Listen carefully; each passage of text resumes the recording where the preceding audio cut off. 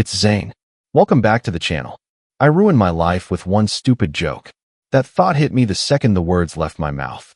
I was standing in my friend's kitchen, laughing, thinking I was being funny, and then I said it. Dude, your mom's prettier than any girl I've ever dated. It came out loud and clear. Nico groaned from the living room like I had just punched him. Bro, gross. Don't say that. But it was too late. His mom heard me. She turned from the counter, a knife in her hand, cilantro on the cutting board. Her brown eyes met mine. For a second, everything went quiet in my head. I waited for her to frown, to roll her eyes, to tell me to watch my mouth. Instead, she smiled. Not a big, loud smile. Not a mom smile. A small, soft one. Like I had said something she liked. Like it was a secret. My name is Ryan. I'm 24. I live just outside Sacramento, in a small town where nothing big ever happens. Same streets, same stores, same faces. I work part-time at a little phone repair shop between a laundromat and a cheap diner that always smells like burnt coffee and old fries. Most days are the same. Cracked screens, dead batteries, phones that look like they got run over by a truck. People swear they have no idea how it broke. I nod, fix it, take their money, and move on.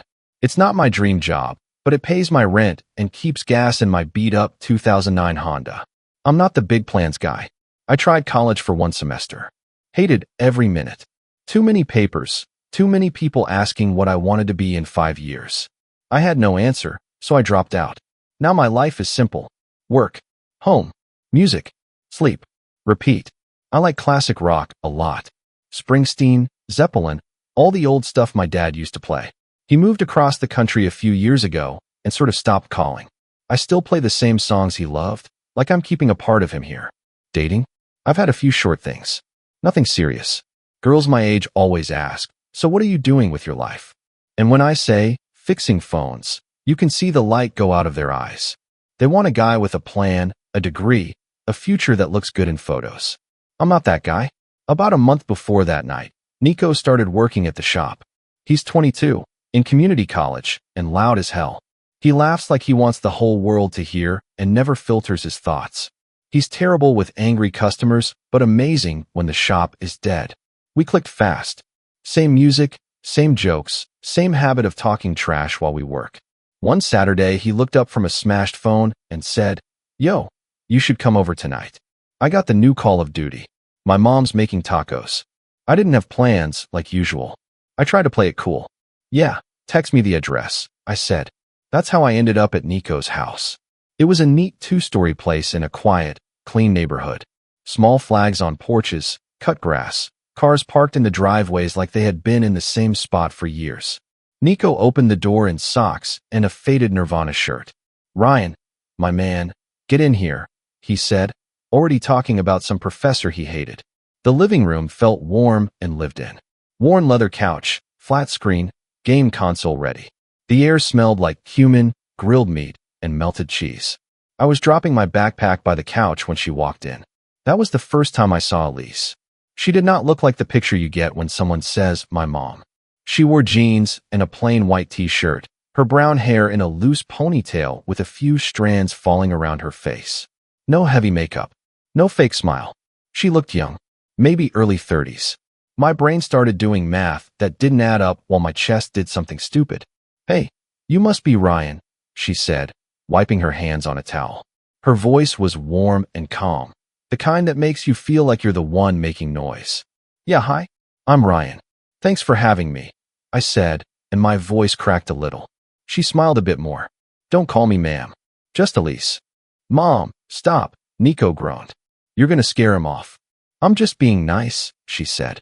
Then she looked at me. "He talks about you a lot, you know. Says you're the only one at work who doesn't drive him crazy." Nico rolled his eyes. "That is not what I said." I laughed, but inside I was a mess. Elise went back to the kitchen. "Tacos are almost ready. Hope you're hungry," she called. Nico and I started playing Call of Duty. He screamed at the TV every time he died. Blamed his controller, the game, the internet, anything but himself. I tried to focus, but my eyes kept drifting toward the kitchen. Elise moved like she was in her element. Cutting, stirring, checking pans. The light above her made her hair shine. I caught myself staring until Nico nudged me with his elbow. Yo, focus.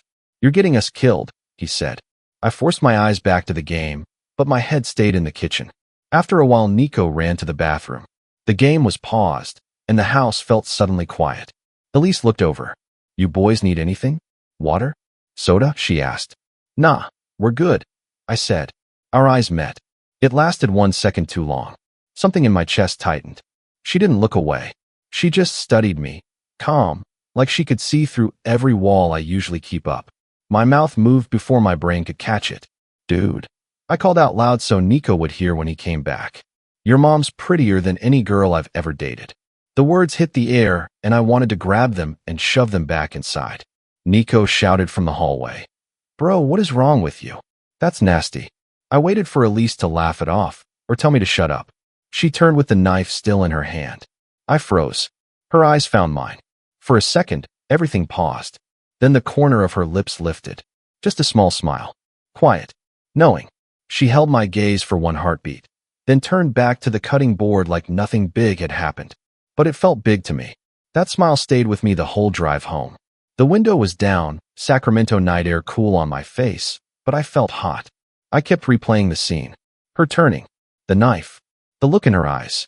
That soft smile that didn't feel like a joke. I told myself to forget it. She was my friend's mom. Out of bounds. End of story. Only my brain didn't listen. Days passed. Work went on like normal. Cracked phones, annoyed customers, dumb jokes with Nico. He never brought up what I said. Not once. It was like it never happened. But every time I had a quiet second, I saw her in that kitchen again. Then, one Tuesday night, I was lying on my couch scrolling through Instagram when my phone buzzed. Elise followed you. I sat up so fast I hit my knee on the table. My heart jumped. My thumb shook as I tapped her profile. Her photos were simple. A garden bed full of flowers. A sunset over the river. Fresh bread on a counter. A picture of her on a park bench with a coffee cup, sunlight on her hair. No filters. No fake posing. Just her. Then I saw it. She had liked one of my old posts from last summer. A blurry shot of me at the beach in Santa Cruz, grinning with sand in my hair. Nobody goes that far back unless they're looking. My stomach flipped. I told myself it was nothing. I told myself I was reading into it. Still, I followed her back. My finger hovered, then clicked. A minute later, another notification popped up. Elise sent you a message. My thumb hovered over the screen like it did not belong to me. Elise sent you a message. I tapped it. Didn't know you were a beach guy, she wrote. Nice picture. It was simple. Just a comment on my old Santa Cruz post. But my heart was pounding like she had just said something much bigger. I stared at the chat box, trying to think of something cool to say, something smart. I typed 3 different replies and erased them before I finally sent. Yeah, I like the ocean. Needed a break from the heat. I hated how basic it sounded, but it was done. A second later, the typing bubble appeared. California heat is no joke, she replied. You still look like you belong there, though. I read that line twice. Maybe 3 times. My face felt hot. Was she flirting or just being nice? I could not tell.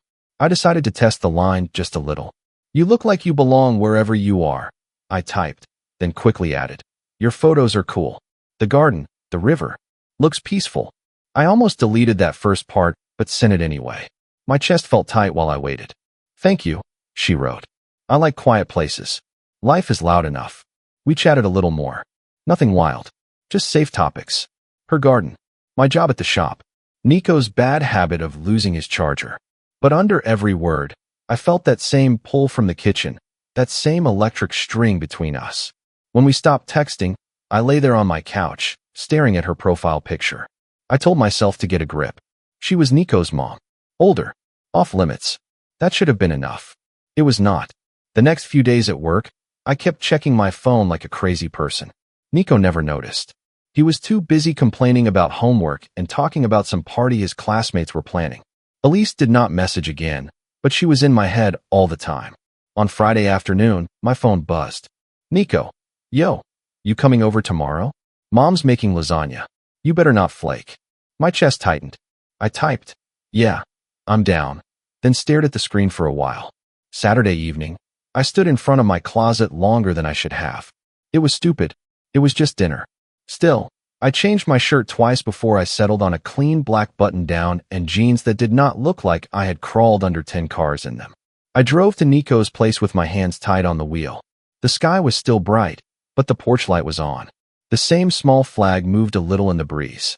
Nico pulled open the door before I even knocked. "Bro, you are late by like 2 minutes," he said. "We almost started without you." "Relax," I said, trying to play it cool. "I brought soda." The smell hit me as soon as I stepped inside. Garlic, tomato sauce, melted cheese.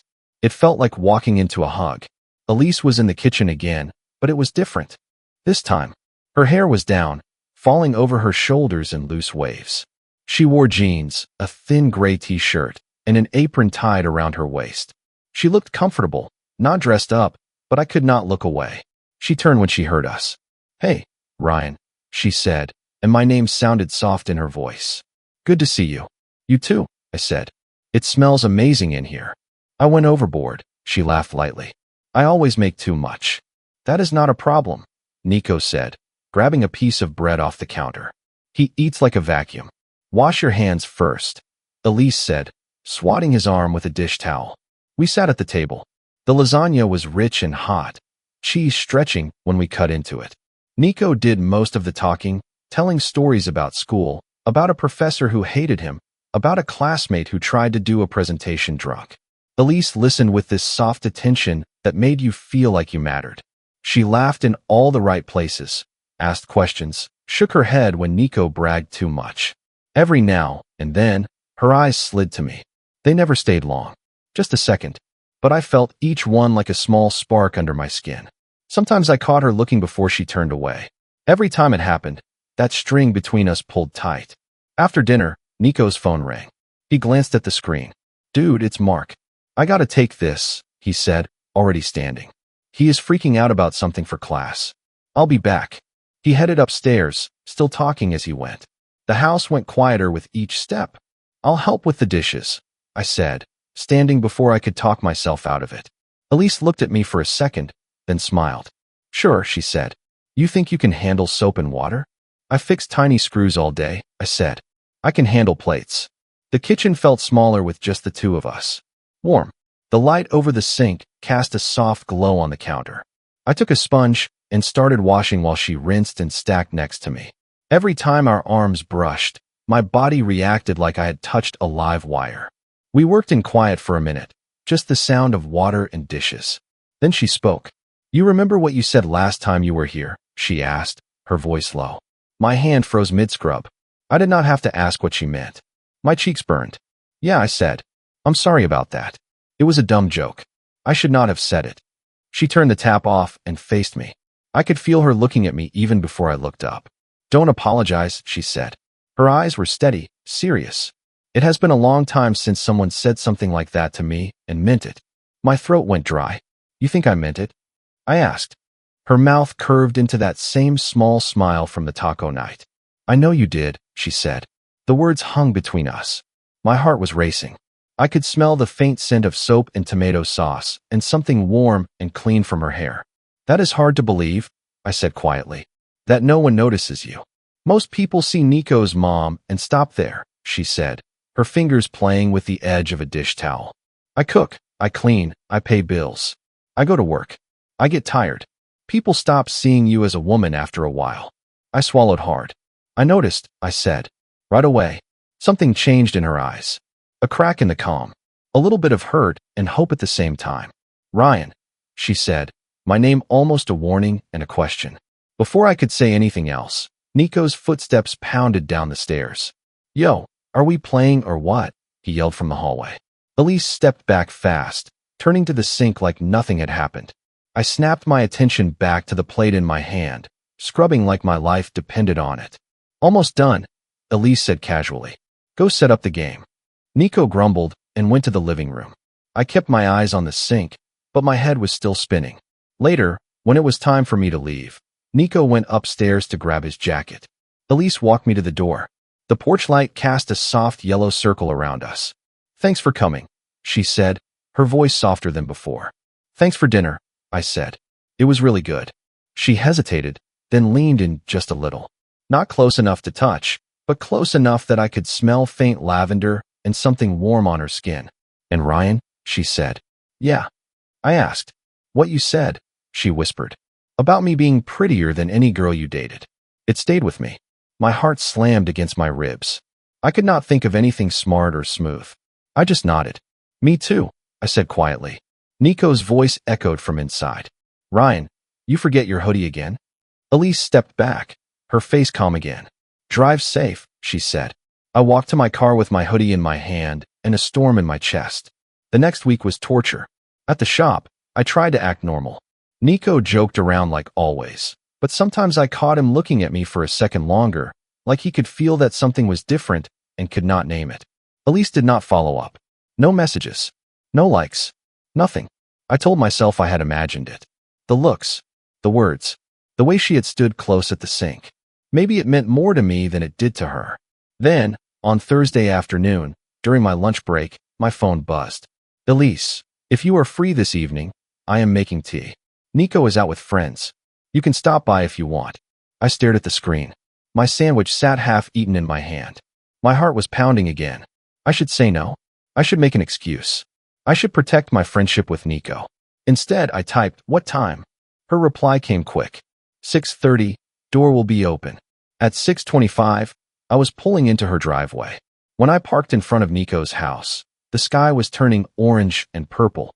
The neighborhood looked calm, like always. Kids' bikes in driveways, dogs barking in the distance, porch lights flicking on. Nothing on the outside said this was a bad idea. Inside, my chest felt tight. I sat in the car for a few seconds with the engine off, hands on the wheel, staring at the front door. I could still back out. I could text her something about being busy, or staying late at work, or feeling sick. Instead, I took a breath, grabbed my keys, and walked up to the door. It was unlocked, just like she said. I pushed it open and stepped inside. Elise. I called. I'm in here, her voice replied from the living room. I turned the corner and saw her. She was sitting on the couch, barefoot, one leg tucked under the other. She wore a long beige sweater and black leggings. Her hair was loose and a little messy, like she had been running her fingers through it. No makeup or at least not much. She looked softer, more real, more like someone at home than like someone trying to impress anyone.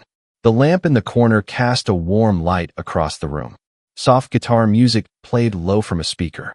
2 mugs sat on the coffee table, steam rising from one. She smiled when she saw me. Not the polite smile from taco night. Something smaller, warmer, almost relieved. Hey, she said. You made it. Yeah, I said, closing the door behind me. Figured I couldn't turn down good tea. She laughed quietly. Come sit, she said. Chamomile. It helps me calm down after long days. I sat at the other end of the couch. Not too far, not too close. She handed me a mug. My fingers brushed hers, and that small touch felt bigger than it should have. So, she said, tucking a strand of hair behind her ear. How was work? Same as always, I said. Cracked phones, angry people, not enough tips. Any fun customers? She asked. There was a guy who tried to pay me in concert tickets, I said. For a band I never heard of. She laughed again, a Rayal laugh this time. It rolled out of her chest and filled the room. I found myself smiling just because she was. We talked for a while. About work. About Nico's classes. About the neighborhood. She asked me if I ever thought about going back to school. I shrugged and said I wasn't sure. You're smart, Ryan, she said. You sell yourself short.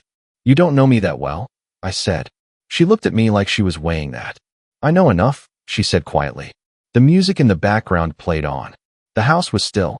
No TV, no footsteps upstairs, no Nico shouting about something. Just us. A quiet settled between us, but it did not feel awkward. It felt heavy, like we were both standing at the edge of something and waiting to see who would move first. After a moment, she set her mug down on the table. I grew up in Oregon, she said suddenly. Small town.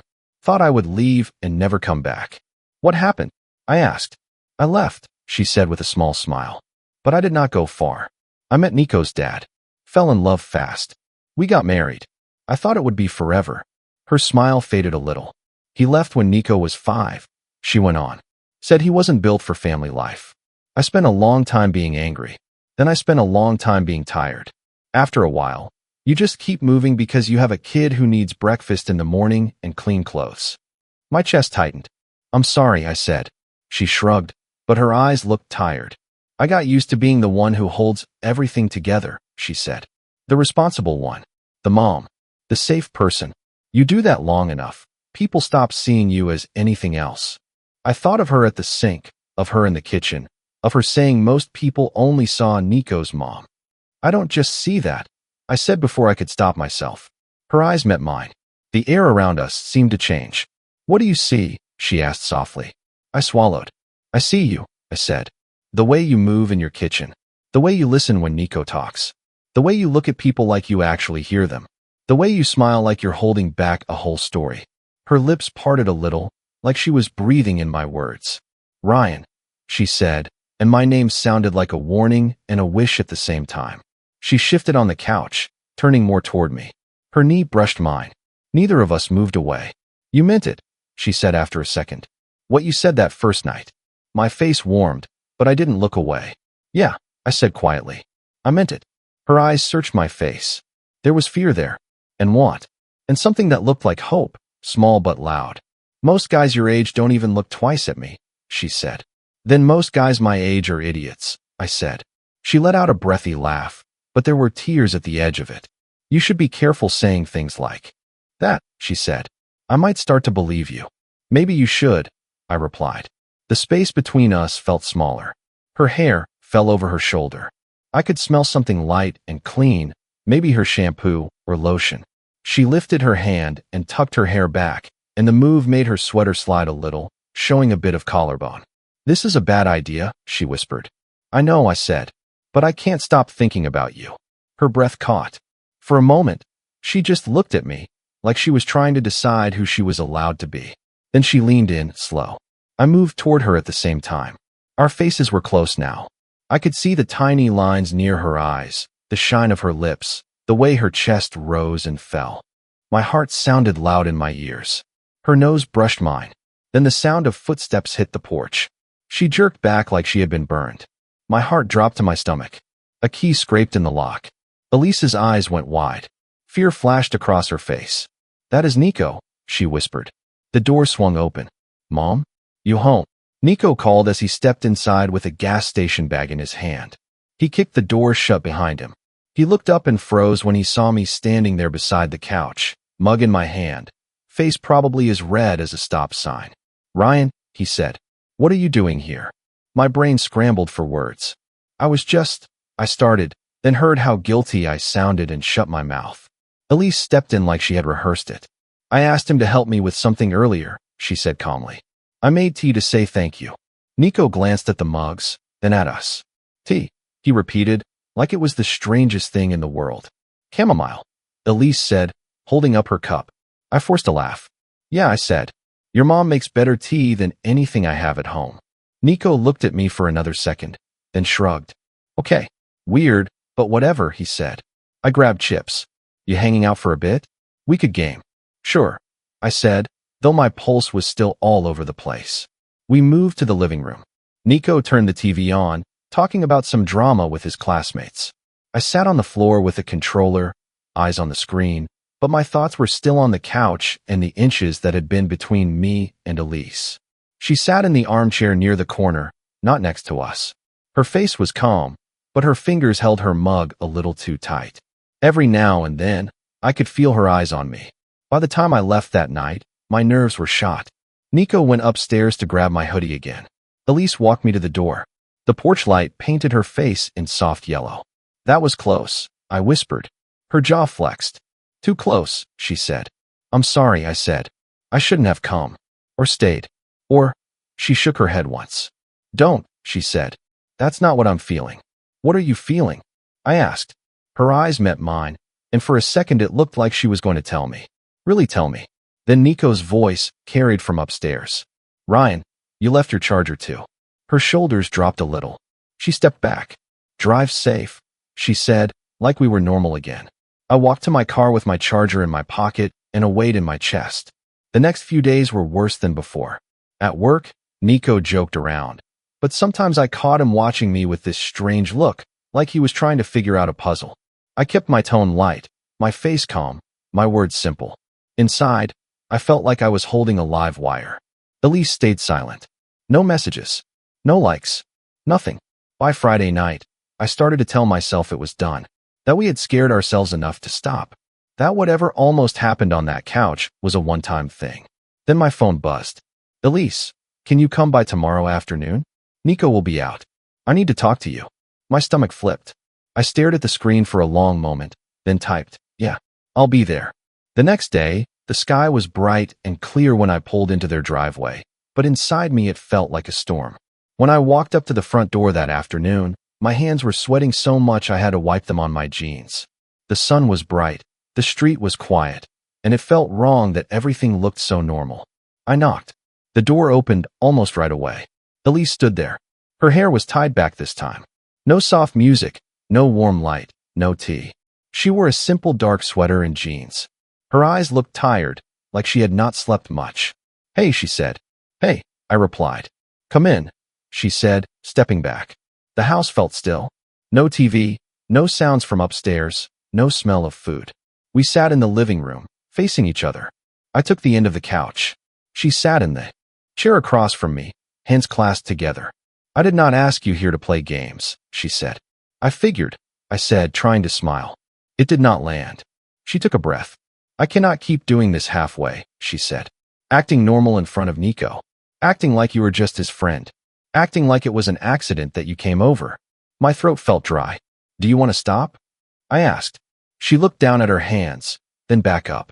I tried to tell myself that, she said. But when I hear your car in the driveway, I feel something I have not felt in a long time. When my phone buzzes, I hope it is you. When you look at me, I do not feel invisible. Her voice shook on that last word. I do not want to lose you, I said. The words came out before I could think. She gave a sad little smile. I am a mom, Ryan, she said. Nico is my whole world. I will not hurt him. I cannot do that to my own son. But lying to him, hiding from him, sneaking around when he is not home, that hurts him too, even if he does not know it yet. So what do we do? I asked. She stared at me. I watched the answer form in her eyes before she said it. We tell him, she said. The words hit me like cold water. Elise, I said, he is going to lose it. He is my friend. He is your son. He will hate me. He might hate you. He might, she said softly. But he deserves the truth more than he deserves us smiling in his face while we sneak around behind his back. I pushed my hands through my hair and leaned forward. You really think he can handle this? I asked. She looked scared, really scared, but there was something strong underneath it. I raised him to be a good man, she said. I do not know how he will react. I do not know if he will forgive me, but I know he deserves the truth. And I know I cannot go back to pretending nothing is happening between us. We sat in silence for a second. Her fingers twisted together in her lap. My heart was pounding so hard I could hear it in my ears. I do not have my life figured out, I said. I do not have some big plan or a 5-year map. I fix phones. I listen to music. I wake up and try not to mess things up. But when I am with you, it feels different. I feel like I want to try. I do not want to walk away from that. Her eyes filled with tears. She blinked them away. Say it, she whispered. I care about you, I said. More than I should. More than I thought I could. She laughed once, a short broken sound. I care about you too, she said. You make me feel alive again. She stood, slowly, like she was afraid her legs might not hold her. I stood too. We were a few steps apart. This is crazy, I said. I know, she replied. We moved toward each other at the same time. No rush. No joke. Just two people walking into the same storm on purpose. When we were close, she reached up and touched my face, fingers warm on my jaw. Last chance to run, she said quietly. I am done running, I said. She leaned in and kissed me. It was not wild or desperate. It was slow and deep and careful, like both of us understood what it meant. Her hand rested on my cheek. My arms went around her. For a moment, I forgot about everything outside that room. The guilt, the fear, Nico. All I felt was her. The way she sighed into my mouth, the way she relaxed against me, like she had been holding tight for years and finally let go. When we finally pulled back, she kept her forehead against mine. Our breaths mixed in the space between us. I am scared, she whispered. Me too, I said. But I do not want to hide from my own life anymore, she said. I do not want to be just Nico's mom until I am old and gone. I want something for myself too. And right now, that something is you. I swallowed hard. You got me, I said. Then a car door slammed outside. We both froze. Her eyes snapped to the window. "That is Nico," she said. This time, it was not like before. No chance to step back and pretend we were far apart. No time to move to different seats. No time to wipe away what we had just done. He was already coming up the walkway. The front door opened. Nico stepped inside, keys in one hand, backpack over his shoulder. He stopped when he saw us. We were still close. Not touching anymore, but close enough. His eyes went from me to Elise, then back to me. His face changed fast. Confusion, then something sharp. "What is going on?" he asked. His voice sounded wrong, flat and tight. My mouth opened, but no sound came out. Elise stepped forward. "Nico," she said, "sit down. Please." He did not move. "Why is he here again when I am gone?" Nico asked, looking at me. "Why are the two of you always acting weird when I walk in?" "Nico," I said, "just let us explain." He let out a harsh laugh. "Explain what?" he snapped. "Explain why you are here alone with my mom. Explain why you two look like I just walked in on something." His voice cracked on that last word. Elise's face twisted with pain. I had never seen her look like that. "Nico," she said, "please. Sit down. Let me talk." He stared at her for a long second, then threw his backpack onto the chair and dropped onto the couch like his legs gave out. "Fine," he said. "Talk." She sat on the edge of the coffee table in front of him, hands on her knees. I stayed standing. I could feel my own pulse beating in my neck. "Nico," she started, "you know I love you more than anything. You know that, right?" He stared at the floor. "Yeah," he muttered. "I guess. I have spent your whole life trying to give you everything I could," she said. "A home, food, school, safety. I forgot something important along the way. I forgot I am a person too." He looked up at her, eyes already shining with anger and hurt. "What are you saying?" he asked. "I am saying," she said, voice shaking now, "that I started to have feelings for someone. Someone you know." He turned his head toward me so fast I thought he might hurt his neck. "You?" he said, his voice hard. "Yes," I said quietly. "Me?" He stood up. "You have got to be kidding me," he said. "My mom? You of all people? You are my friend." "I know," I said. "And I am sorry. I did not plan this. I did not try to steal anything from you. It just happened." "Do not say it just happened," he snapped. "You do not just happen your way into my house when I am gone. You do not just happen into my mom." His words cut straight through me. Elise stood and put a hand on his arm. "Nico, stop. Please listen," she said. "He did not do this by himself. I am not some kid. I made choices too. I let this happen. I wanted it to happen. Do not put all the blame on him." "That makes it better," he shouted. "So what? You two keep this a secret how long? How many times has he been here when I was not around?" Tears filled Elise's eyes. She did not look away. "This is the first time it went this far," she said. "Before this, it was talking and looks and feelings I was trying to push away. I was wrong to hide it from you. I am so sorry." He turned to me again. His hands were balled into fists. "Did you ever think about me?" he asked. "At all? Or were you just thinking how hot my mom is?" I forced myself to look him in the eye. "I thought about you every step of the way," I said. "That is why I feel like I am going to throw up right now. You are my friend. I did not want to hurt you. I tried to stay away. I tried to ignore it. I failed. I am not going to lie to you now. I care about her. A lot." The room was quiet for a second. Nico's chest was rising and falling fast. "This is so messed up," he said. His voice had dropped. It sounded more broken than angry now. "I know," I said. "If you want to hate me, I get it. If you never want to talk to me again, I get that too. I will still be sorry. I will still care about you. And I will still care about her." Elise put a hand on the back of the couch to steady herself. "Nico," she said softly, "you are allowed to be mad. You are allowed to need time. You are allowed to walk out that door. But I will not lie to you.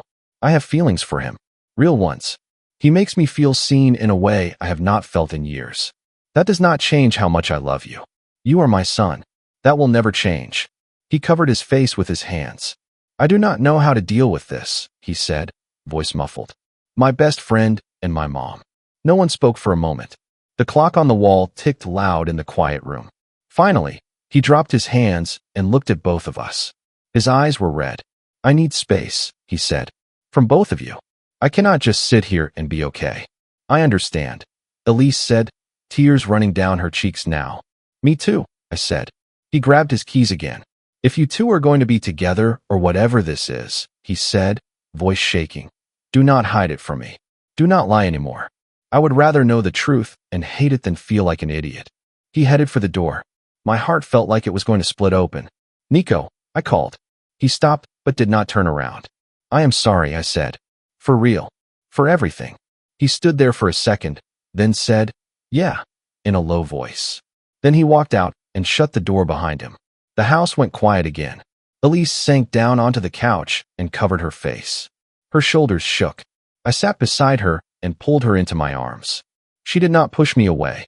She cried into my chest. I just broke my son's heart, she sobbed. He is hurt, I said softly. But he is strong. He loves you. Maybe not today. Maybe not soon. But he will not stop forever. He is too much like you. She let out a shaky breath. Do you regret this? She whispered against my shirt. I looked at the closed door. I thought about Nico's face, his anger, his pain. I thought about my own guilt, the knot in my stomach. Then I looked down at Elise in my arms. At the woman who had been alone for so long. At the person who made my quiet life feel like it might actually go somewhere. No, I said slowly. I regret hurting him. I regret not handling this better. But I do not regret you. I do not regret feeling something real. She lifted her head and looked at me through her tears. So what now, she asked. Now we give him space, I said. We own what we did. We do not lie. We wait. We hope. And in the middle of that, if you still want me here, I stay. Her hand slid into mine. Her fingers were still shaking, but she held on tight. I want you here, she said. Even if I am scared every second. I squeezed her hand. I am scared too, I said. But I am not running. We sat there on the couch, hands locked together, two people who had chosen the hard road on purpose. Outside, a car drove by, kids laughed down the street, a dog barked. Life went on. Inside, in that small house in that quiet town outside Sacramento, everything had changed. And for the first time in a long time, I felt like I was not just drifting through my own life. I was in it. For better, for worse, for all the mess that came next. If this story stays with your heart, don't forget to like, subscribe, and share it with your friends. Thank you.